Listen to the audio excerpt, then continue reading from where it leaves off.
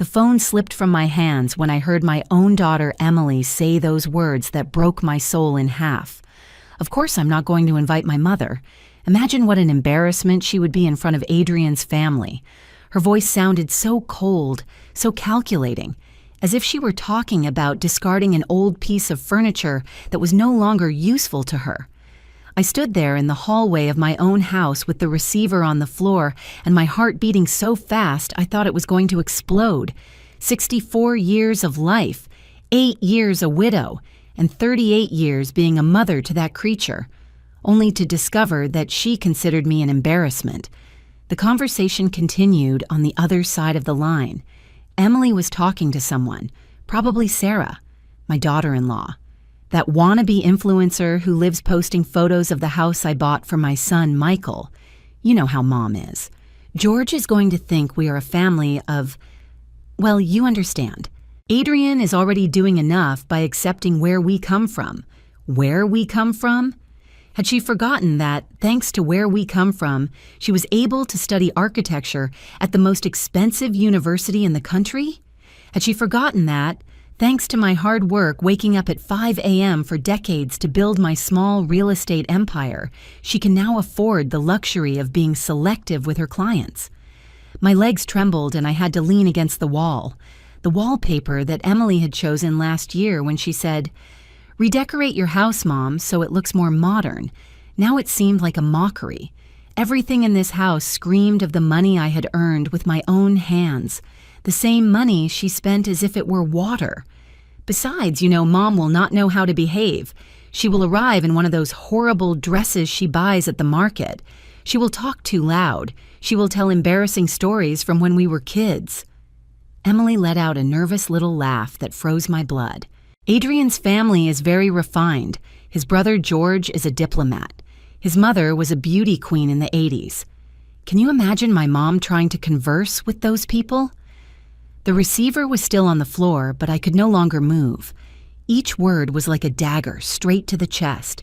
This was the same girl who used to crawl into my bed when she had nightmares. The same one who hugged me crying when other girls made fun of her worn-out shoes. The same one who swore to me that when she grew up, she would take care of me forever. "Michael agrees with me," continued Emily. "He also thinks it is better if Mom does not go. It will be weird enough explaining why Dad is not there. We do not need more drama. Michael, my baby, the son I carried in my arms for his first 2 years because he was so sickly. The same one for whom I paid for law school and bought his first apartment when he married Sarah. Both of them." My 2 children had decided that I was an embarrassment. Emily's laugh resonated through the empty house. The best part is that she will not even notice. Lately, she is so absent-minded, so, old. She probably will not even remember there is a wedding. That was when something inside me broke definitively. It was not just the exclusion. It was not just the shame. It was the underestimation. They thought I was a foolish, senile old woman they could manipulate at will. But they did not know who they were messing with. I was not the absent-minded old lady they believed. I was Julia Morris, the woman who had turned a small loan of $5,000 into a real estate empire of 20 properties. The same woman who had raised 2 children alone after their father died, working 18 hours a day so they would never lack anything. I hung up the phone carefully as if it were made of glass. My mind was already working at full speed, like in the old days when I had to solve financial crises or negotiate with builders who thought they could cheat me for being a woman. I had learned a long time ago that revenge is a dish served cold, and that patience is the most powerful weapon an intelligent woman can have. I headed to my study, that small sanctuary full of filing cabinets and contracts that my children had always avoided as if it were radioactive. Mom's boring papers Emily used to say when she was little. How ironic that those boring papers were exactly what had financed her luxuries all her life. I turned on the computer and started reviewing all the transfers I had made in the last 5 years.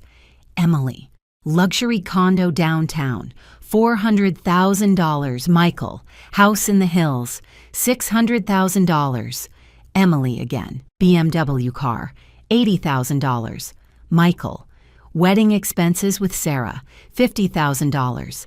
Emily, master's degree in Europe, $100,000. The list was endless. Each transfer had a sweet and manipulative justification. Mom, it is an investment for my future.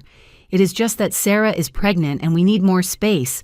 It is only a loan. I will pay you back in 6 months. Loans that were never repaid. Investments that only benefited them. As I reviewed the numbers, I remembered perfectly how it all started. It was 3 years after the death of Robert, my husband. I was devastated, lost, trying to navigate the world alone for the first time in my life. Emily had come home with tears in her eyes. Mom, I was offered an incredible job opportunity, but I need to look more professional. Could you help me with a small loan to renew my wardrobe? Small loan, $10,000 for clothes. But I had said yes because seeing her cry destroyed me, because I wanted her to have all the opportunities I never had. That had been my first mistake, confusing love with money. Then it had been Michael. Mom, Sarah and I want to start a family, but this apartment is too small. Could you help us with the down payment? Only the down payment. We will pay the rest. Of course, 6 months later, they came back. The monthly payments are too high, and Sarah had to stop working because of the pregnancy. In the end, I ended up paying for the whole house. The pattern had always been the same. They arrived with a sad story, an urgent need, a promise of independence. This is the last time, Mom. After this, we will not bother you anymore. It is just until we stabilize. Sweet lies wrapped in kisses on the cheek and calculated hugs. But I had been stupid. I had confused their need for my money with true love. I had believed I was a generous mother when in reality I was an emotional ATM. They came, pushed the right buttons, and I spit out bills. The most painful revelation came when I found the credit card statements I had put in their names. Emily had spent $10,000 last month, Michael $8,000, in expensive restaurants, designer clothes, weekend trips. They lived like millionaires with my money while I kept buying my clothes at the market and cooking at home to save. The phone rang. It was Emily. Hi, Mom, how are you? Her voice was now honeyed, affectionate. Completely different from the one she had used an hour earlier to talk about me as if I were a nuisance. Hey, I need to talk to you about something important. Can you come over tomorrow? It is about the wedding. Of course, my love. I will be there tomorrow. I replied with the sweetest voice I could fake, but inside a cold smile was drawing on my lips. I knew exactly what Emily wanted to discuss with me. It was not my presence at her wedding, but my money to finance it. That night, I could not sleep. I stayed awake until 3 a.m, reviewing every document, every contract, every bank transfer. My brain worked like a calculating machine, adding up years of misinterpreted generosity and unrequited love, but also planning. Because if I had learned anything in my decades as a businesswoman, it was that information is power, and I had a lot of information. The next day, I arrived at Emily's house exactly at 10 a.m. as we had agreed. I wore my simplest dress, the one she hated so much, and my worn faux leather purse. I wanted to look exactly like the harmless old lady they thought I was. Emily received me with a hug that smelled of expensive perfume and lies. Mom, it is so good you came. Sit down. I made you coffee. She served me in one of the fine porcelain cups I had given her for her birthday. Part of a set that cost more than a secretary's monthly salary. Everything in her house screamed luxury. The Italian furniture, the giant screen TV, the artwork decorating the walls, my money converted into objects to impress strangers. Look, Mom, I wanted to talk to you about the wedding. Emily sat across from me, crossing her legs with studied elegance. You know, Adrian and I want something very special, very elegant. His family is very distinguished. There was that word again, distinguished, as if I were a second-class product that needed to be hidden so as not to ruin her premium image. I nodded, pretending the silly smile she expected from me. The problem is that costs have skyrocketed much more than we thought. The venue we wanted costs $40,000 just for the rent. Then there is the food, the flowers, the music, the photographer. Emily made a dramatic pause as if the numbers overwhelmed her terribly. In total, we are talking about almost $150,000. $150,000. It was more money than many families see in years. Emily said it as if it were a reasonable amount for a 6-hour party. I took a sip of coffee and kept my expression neutral. Adrian has put his part, of course. His family is also contributing, but we need another calculated pause. We need you to cover the difference. It is about $80,000. $80,000, said just like that, casually, like someone borrowing $20 for the bus. Emily played with her engagement ring while she spoke, that nervous gesture she had since she was a child when she lied. Because she was lying, I knew perfectly well that Adrian's family had not contributed a cent. I knew because I had investigated.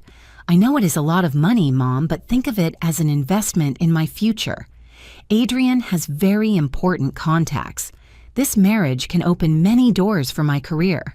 Besides, her voice became sweet, manipulative. It is going to be the last big favor I ask of you.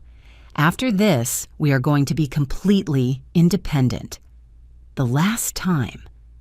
How many times had I heard that phrase? It was like a broken record that repeated every time they needed money. The last time I bother you, Mom.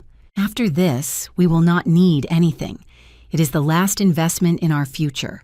Lies that I had swallowed again and again. Like a fool in love with the illusion of being needed. And Mom.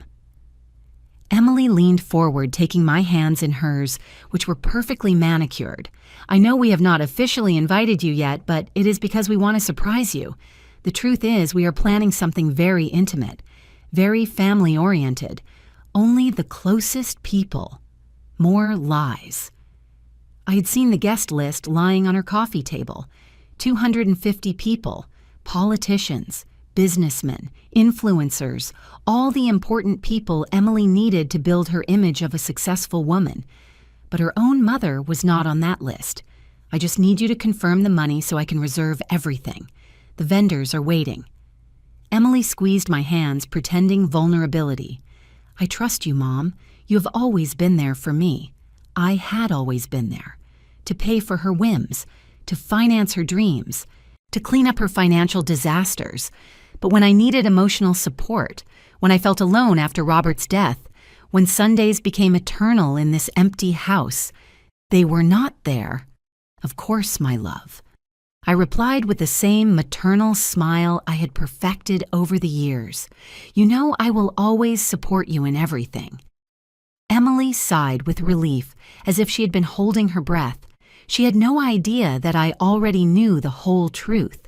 You are the best mom in the world, she told me, kissing my cheek with those lips that tasted of falsehood. I promise this wedding is going to be perfect. Adrian is so grateful to you always. He talks about how lucky he is to have such a generous mother-in-law. Adrian, the perfect groom who had never directed more than 5 words in a row to me in the 2 years he had been dating Emily. The same one who got uncomfortable every time I came to visit them, as if my presence contaminated the sophisticated atmosphere they had created. But of course my money did not contaminate it, that they received with open arms. When I left Emily's house, I drove directly to William's office, my accountant and one of the few true friends I had left. William had been Robert's right hand in the business, and after his death, he had become my most trusted advisor. He was one of the few men I knew who did not underestimate me for being a woman. Julia, what a surprise to see you here. Is everything okay? William got up from his desk with a genuine smile, one of those I no longer received at home. His office smelled of coffee and old papers, a scent that calmed me because it reminded me of the time when Robert and I built our empire together. "William, I need you to do me a very special favor. I want to review exactly how much money I have transferred to my children in the last 5 years. Everything, down to the last dollar." I sat across from his desk, crossing my hands on my lap like the executive I had been for decades. William frowned. "Are you sure? Those numbers can be shocking." He knew my family well. He had been a silent witness to all their requests for money, all their financial emergencies that invariably became my responsibility. "I am more than sure. I want exact numbers, dates, concepts, and I want you to tell me what my real asset situation is if I stop supporting them financially." My voice was firm, businesslike. It had been years since I heard myself speak like that. William worked for 2 hours typing numbers, reviewing transfers, calculating totals. I sat there watching how the years of my generosity turned into cold and brutal figures. When he finished, he handed me a sheet with numbers that took my breath away. "In 5 years, Julia, you have transferred $2.8 million to Emily and Michael. That is without counting the properties you have put in their names, the credit cards you pay monthly, and the life insurance policies, of which they are beneficiaries." William looked at me with a mixture of compassion and admiration. "You are an incredibly generous woman." Generous. What a nice word to describe what had actually been my systematic stupidity. $2.8 million. It was more money than most people earn in their entire productive life, and I had given it away to 2 people who considered me an embarrassment. Now tell me, William, if I completely cut off financial support, how long do you think they could sustain themselves alone? It was a rhetorical question.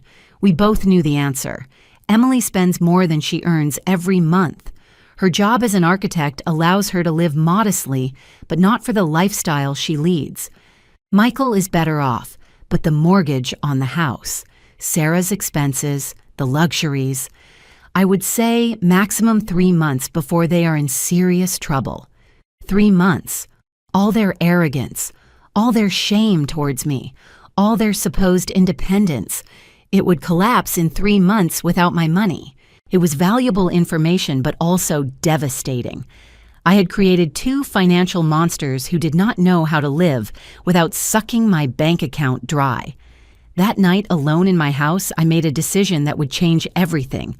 I poured myself a glass of wine, the expensive wine Emily had given me for my birthday, paid for with my money, of course, and I sat in my favorite armchair, the same armchair where Robert used to read the financial news aloud to me, where we had planned every investment, every strategic move of our business.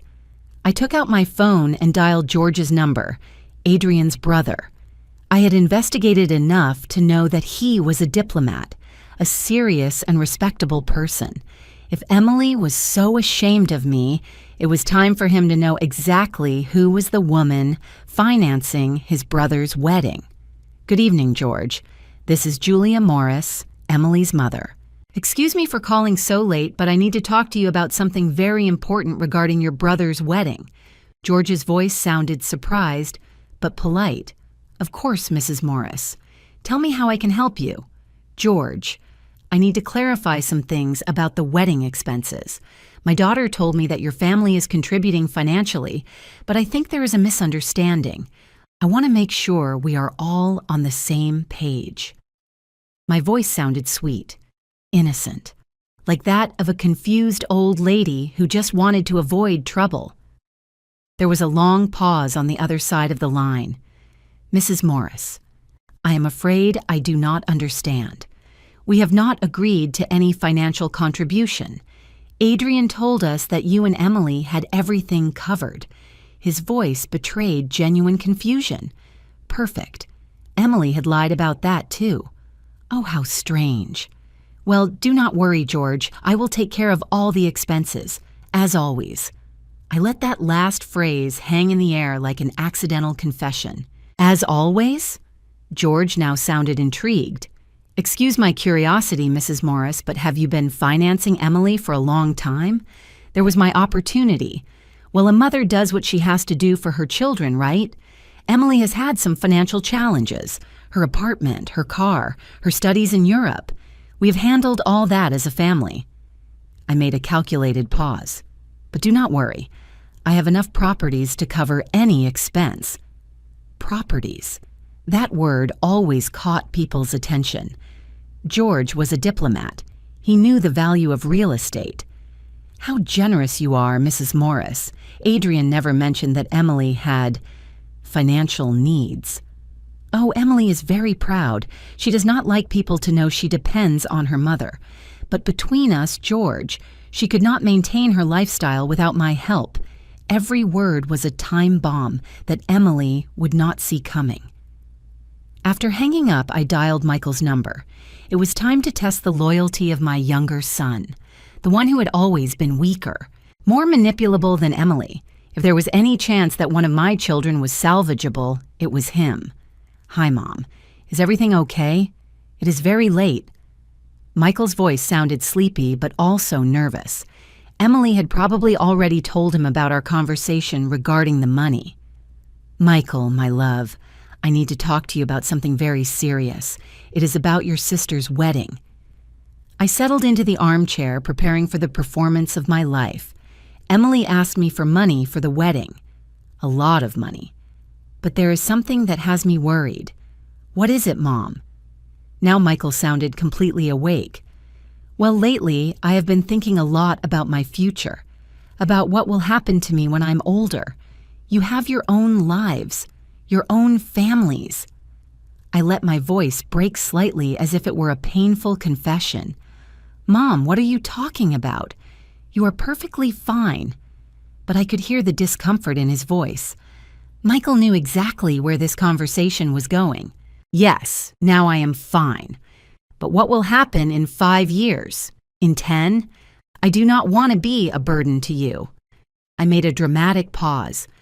I have been thinking about selling some properties and moving to a smaller place, something I can handle alone. The silence on the other side of the line was deafening. Michael was calculating. If I sold the properties, moved, became independent, his source of extra income would end. The houses he expected to inherit, the loans he never repaid, the financial cushion I represented. Mom, do not say those things. We are never going to abandon you. You are part of our family. Sweet lies wrapped in poorly disguised panic. Oh, Michael, it is so good to hear that. Because the truth is, sometimes I feel like I am in the way, like with Emily's wedding. I left the sentence incomplete, waiting for his reaction. What about Emily's wedding?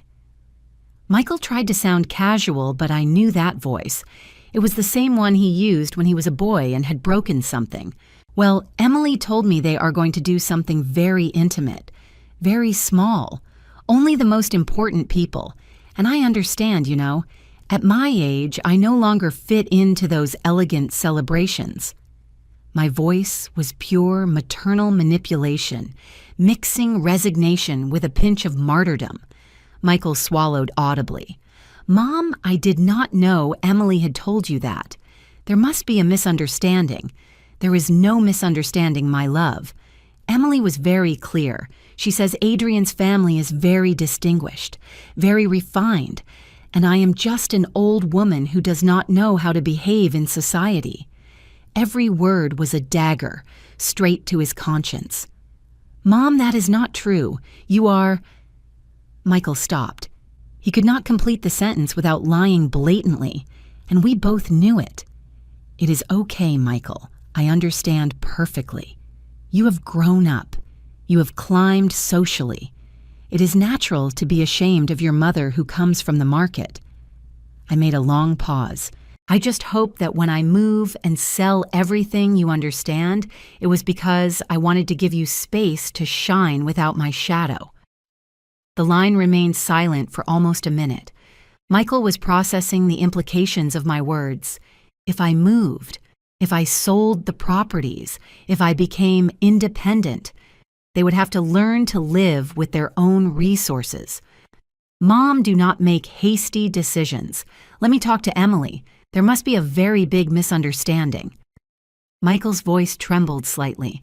I could hear Sarah in the background asking what was happening, her voice shrill and worried. "I promise we are going to fix this. I do not want you to fight because of me, my love.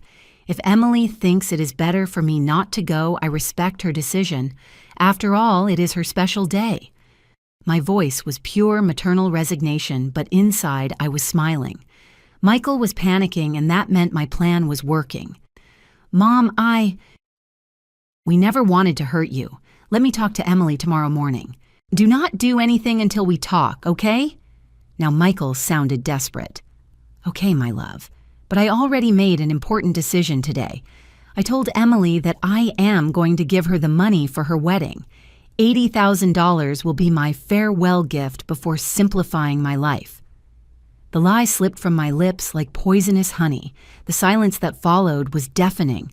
Michael was processing that Emily had asked for $80,000 while excluding him from the conversation. The siblings had always competed for my money, but they had learned to coordinate to maximize their gains. This broke their alliance. $80,000? Emily asked you for that much money? Michael's voice had changed. Now there was a note of betrayal in it. Yes, for the venue, the food, the flowers. She says it is going to be a very elegant wedding. I suppose since you are already married, you do not need anything, right? Another calculated lie. Michael and Sarah were always asking for money for something. Renovations, the house, vacations, Sarah's new car. "Mom, we also have expenses. Sarah is pregnant again, and we are going to need to expand the house." Michael took the bait perfectly. Sarah is pregnant? What wonderful news! I feigned surprise and joy even though I knew perfectly well it was a lie. Sarah had posted photos drinking wine on her social media last week. Of course I will help you with that too. After all, you do include me in your lives. That last phrase was the final blow. Michael understood the message perfectly. Emily received money but excluded me.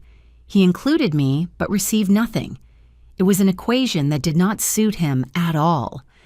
I hung up the phone feeling a satisfaction I had not experienced in years. For the first time in a long time, I had control of the situation. My children were used to manipulating me, but they had forgotten that I had been a businesswoman long before being a mother. I knew all the negotiation tactics, all the pressure strategies. The next day, early in the morning, the show began. Emily called me hysterical at 7 in the morning. "Mom, what did you tell Michael? He is furious with me.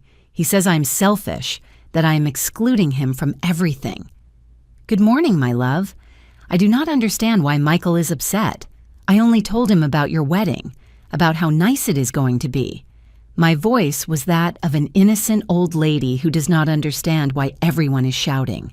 "You told him I asked you for $80,000 and that I am excluding him from the marriage." Emily was losing control, something very rare for her. She had always been calculating, cold. Well, it is the truth, isn't it? "You asked me for that money yesterday." I made an innocent pause. "And about Michael?" "Well, he asked me if I was going to be at the wedding, and I told him it was only for important people." I thought he knew. Emily cursed under her breath. "Mom, Michael is my brother. Of course he is invited to my wedding." "Oh, good to know.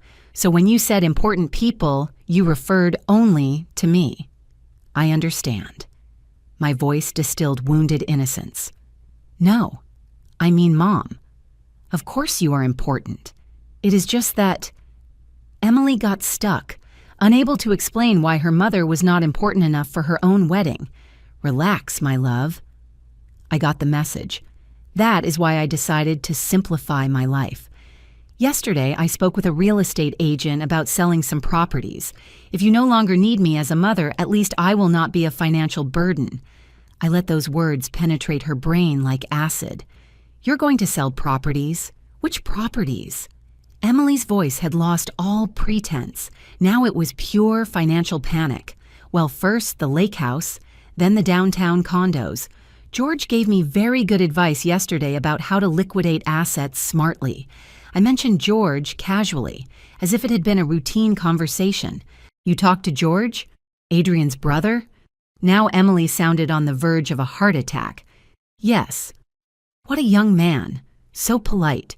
He explained to me that his family is not going to contribute financially to the wedding, that Adrian told them you and I had everything under control.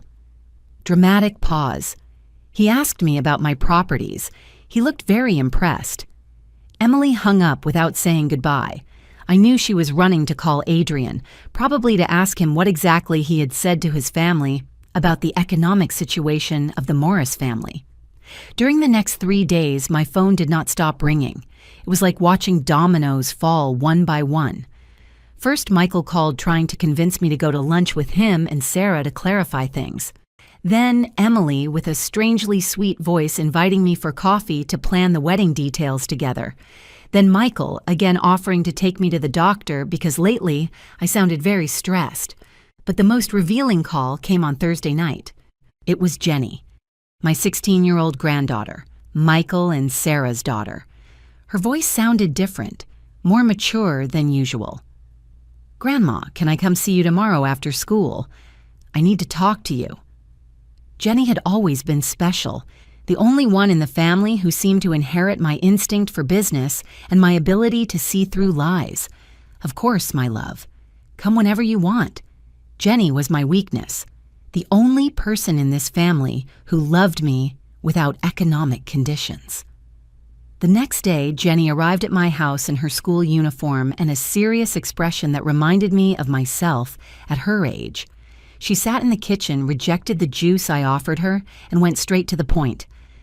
"Grandma, Mom, and Dad have been talking a lot about you lately, arguing in low voices, closing conversations when I enter the room." Jenny had Robert's eyes, those eyes that did not miss any detail.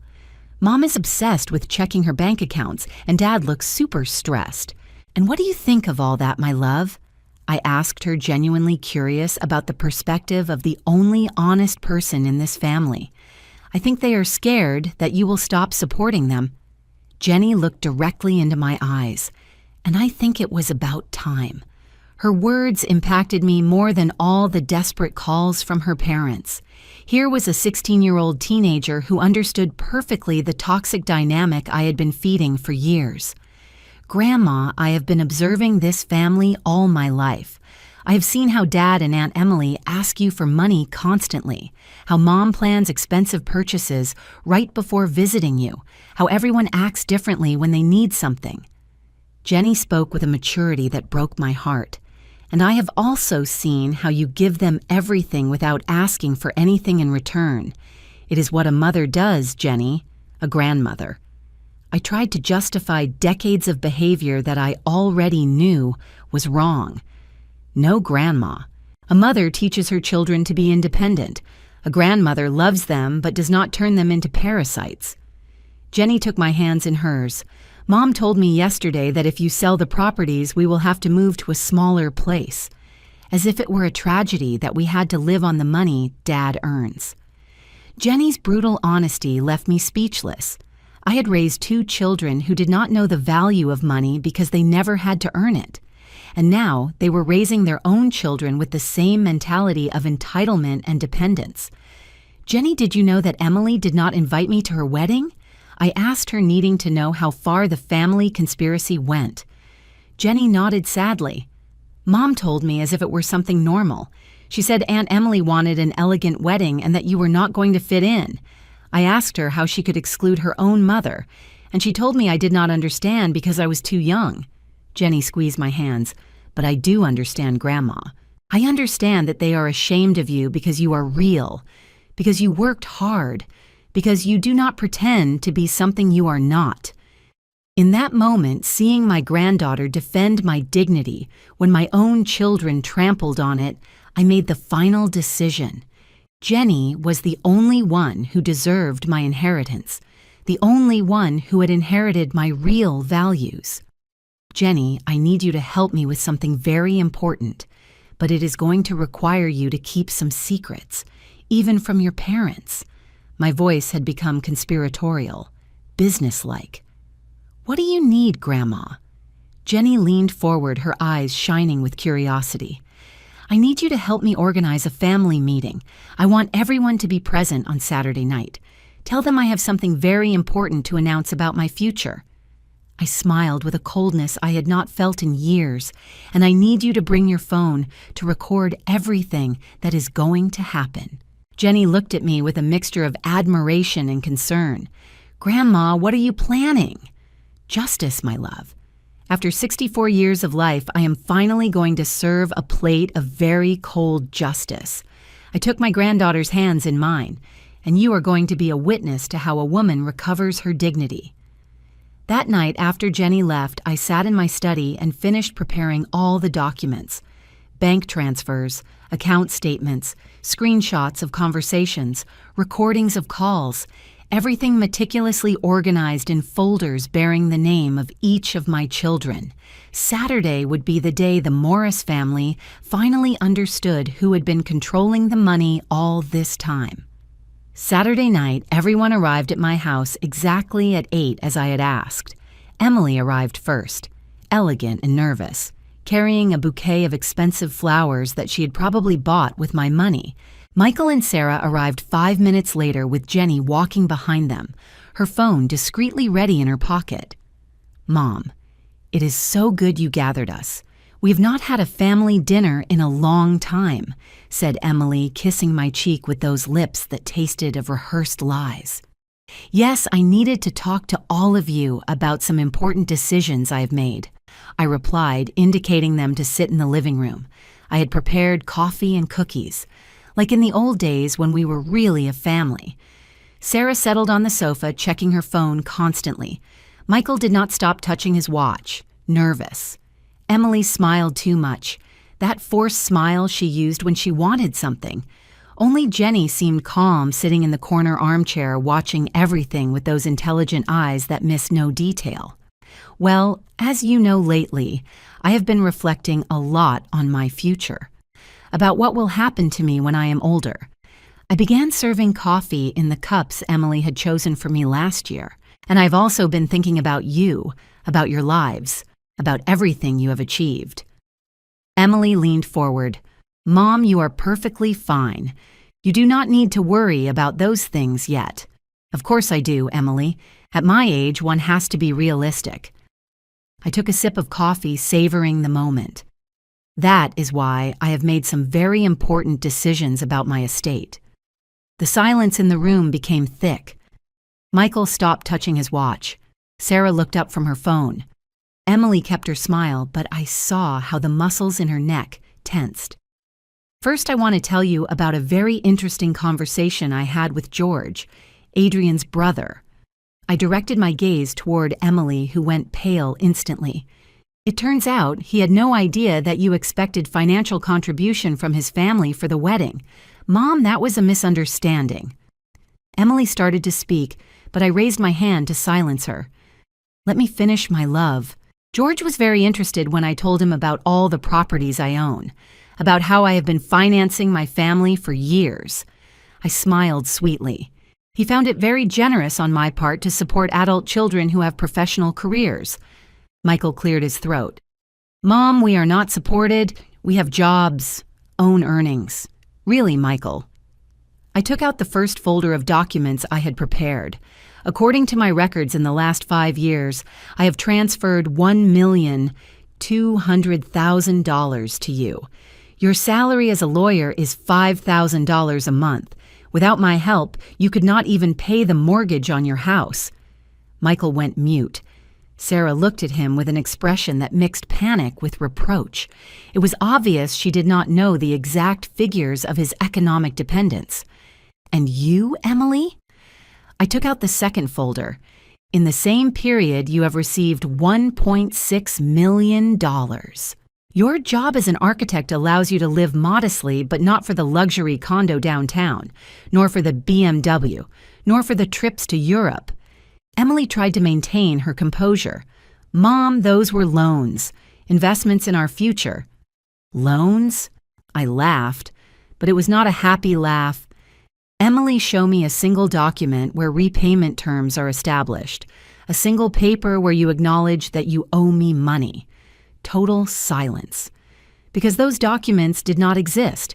They had never intended to pay me back anything. But the most interesting part, I continued, is that during all these years in which I have given you millions of dollars, you have decided that I am not good enough to be in your important lives. I took out my phone and played the recording of Emily talking about the wedding. Her own voice filled the room. Of course I am not going to invite my mother. Imagine what an embarrassment she would be in front of Adrian's family. Emily stood up as if she had been electrocuted. Mom, did you record that conversation? I did not record anything, Emily. You simply forgot to hang up the phone when you were talking to Sarah. I lied with icy tranquility. For 20 minutes, I listened to how you talked about me as if I were a shameful nuisance. Michael tried to mediate. Emily, is that true? Did you seriously say those things? It is not what it seems. I was stressed, worried about the wedding. Emily stuttered, losing all her studied elegance. You were worried about looking bad to your boyfriend's family. A family that, by the way, is not contributing a dime to your $80,000 wedding. My voice had become cutting, businesslike. A wedding that I am going to finance completely, but to which I am not invited. Sarah finally spoke with a small and nervous voice. Mother-in-law, there must be an explanation. The explanation is very simple, Sarah. My children have lived like millionaires with my money, but are ashamed of the woman who works to give it to them. I stood up feeling an energy I had not experienced in years. That is why I have made definitive decisions about my future and yours. Effective immediately, all credit cards in your name are canceled. All monthly transfers are suspended permanently. All properties in your names return to my legal control. My voice was firm like steel, each word calculated for maximum impact. Emily jumped from her seat. Mom, you cannot do that. I have commitments, scheduled payments. Of course I can, Emily. They are my cards, my money, my properties. I only put them in your name for tax convenience, but legally they remain mine. I took out a folder full of legal documents. William already prepared all the paperwork. It goes into effect tomorrow, Monday. Michael looked devastated. Mom, we have a mortgage. Jenny's expenses. The life we have built. The life I built for you, Michael. With my work, my money, my sacrifice. I walked toward him with icy calm. And now you are going to learn to build your own life with your own resources. Sarah was crying silently. Emily paced back and forth like a caged beast. Michael had his head in his hands. Only Jenny remained serene, recording everything discreetly. This is emotional blackmail, screamed Emily. You are punishing us for a private conversation. Emotional blackmail? My laugh came out cold and sharp. Emily, you plan to get married with my money at a party to which I am not invited. And I am the blackmailer? Adrian is going to cancel everything. His family is going to think we are scammers. Emily was completely losing control. Maybe you should have thought about that before calling me an embarrassment in front of that same family. I sat down calmly, enjoying seeing her crumble. But do not worry, Emily, I have a proposal. Everyone looked at me with desperate hope. You can keep the money for the wedding. The $80,000 you asked for, but with one condition. I sit at the main table. You introduce me proudly as your hardworking mother who financed your entire education, and you publicly thank the woman who made your life of luxury possible. Emily paled. I cannot do that. Adrian's family. Then there is no money, and without money, there is no wedding. I shrugged.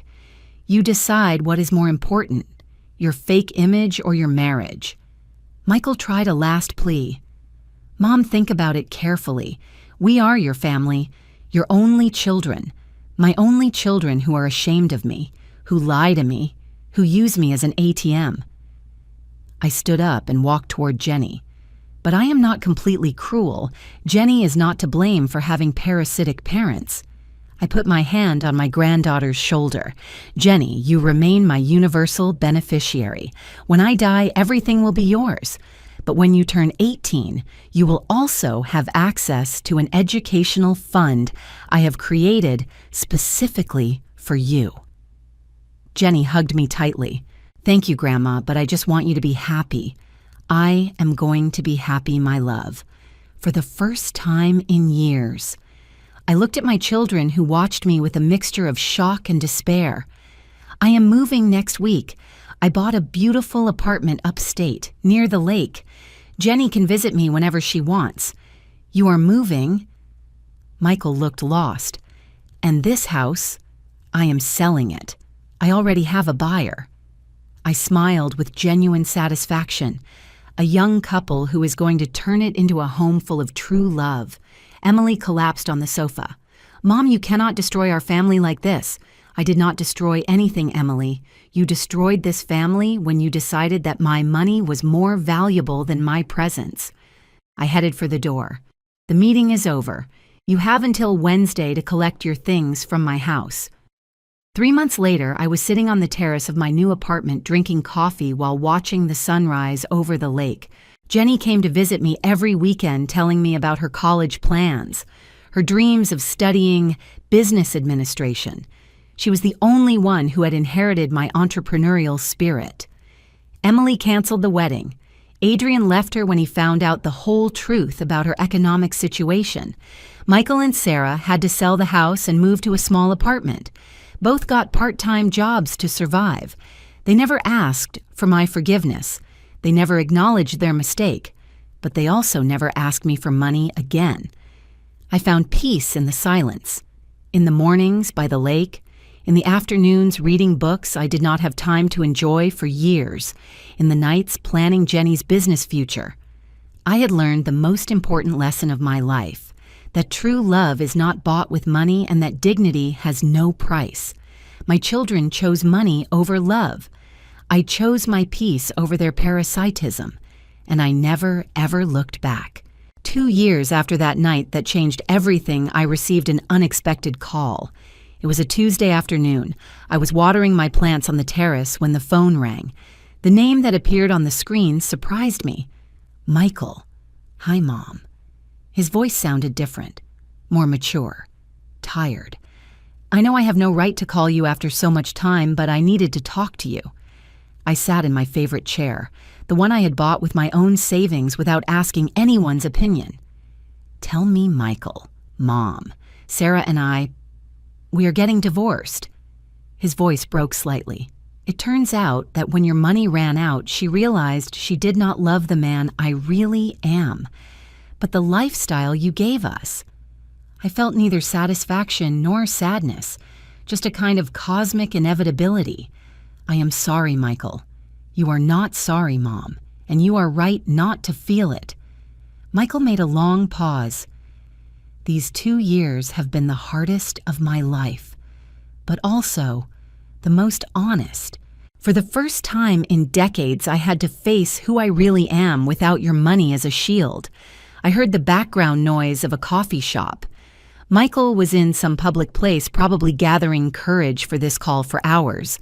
"And who are you, Michael?" I asked with genuine curiosity. "I am a mediocre lawyer who for years felt entitled to his mother's money. I am a father who taught his daughter that money is asked for, not earned. I am a man who was ashamed of the hardest working woman he knows." His voice trembled. "I am a coward who let his sister mistreat you because it suited me economically." His words were like knives, but knives that finally cut in the right direction. "Mom, I am not calling to ask you for money. I am not calling to ask for forgiveness because I know I do not deserve it. I am calling to tell you that I finally understand what you did to us." Michael breathed deeply. "You forced us to grow up." I remained silent, processing his words. Outside, an elderly couple walked hand in hand around the lake. I had been watching them do the same walk every afternoon for 2 years, and I always wondered if that was what true love looked like. "Michael, how is Jenny?"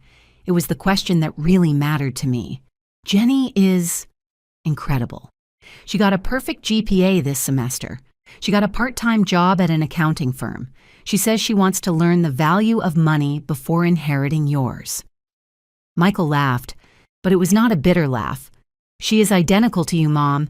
She has that determination, that intelligence for business. And Emily? I asked, although I was not sure I wanted to know the answer. Emily. Michael sighed. Emily is working at a small architecture firm. She lives in a modest apartment. She drives a used car. She looks real for the first time in years. But she is also furious. Furious with you. Furious with me. Furious with the world. Furious why? Because she discovered that all the important contacts she thought she had were actually contacts of your money. When the expensive dinners and costly gifts ended, the fake friendships also ended. Michael paused. Adrian married an heiress 6 months after leaving her. I got up from my chair and walked to the terrace railing. The sun was starting to set, painting the lake in gold. It was a spectacle I never got tired of watching. Michael, why are you telling me all this? Because I want you to know that your plan worked. You broke us to rebuild us. And although Emily still does not understand it, I do. His voice had become firm. I want you to know that I am learning to be a better man. And Sarah? How is she handling the divorce? Michael laughed bitterly. Sarah already has a new boyfriend, an older businessman who supports her just like I supported her with your money. Some never learn. We remained in silence for several minutes, I watching the sunset. He probably looking at his cold coffee in some anonymous coffee shop. Mom, there is something else I need to tell you. Michael breathed deeply. The day you turned 66, Jenny asked me why we did not call to congratulate you. I did not know what to answer her. My birthday had passed in silence. Only with Jenny, who came to visit me with a homemade cake and a handmade card. It had been perfect. I did not need calls, Michael. Yes, you needed them, Mom, and we needed to make them. But we were too proud, too wounded in our ego to admit that we missed you. Michael stayed silent for a moment. I missed you not as an ATM, but as a mother. I felt something wet on my cheeks and realized I was crying. Not from sadness, but from something more complex. Maybe relief, maybe hope. Michael, what do you expect from this call? Nothing, Mom. Absolutely nothing. I just wanted you to know that the man you raised still exists underneath all the garbage I accumulated on top. His voice broke again. And I wanted you to know that I am proud to be the son of Julia Morris, the woman who built an empire with her own hands. I hung up the phone and stood there watching the last lights of the day fade over the water. For the first time in 2 years, I felt something resembling hope about my family. Maybe true love is not bought with money, but sometimes it is found in the silence that remains when the money runs out.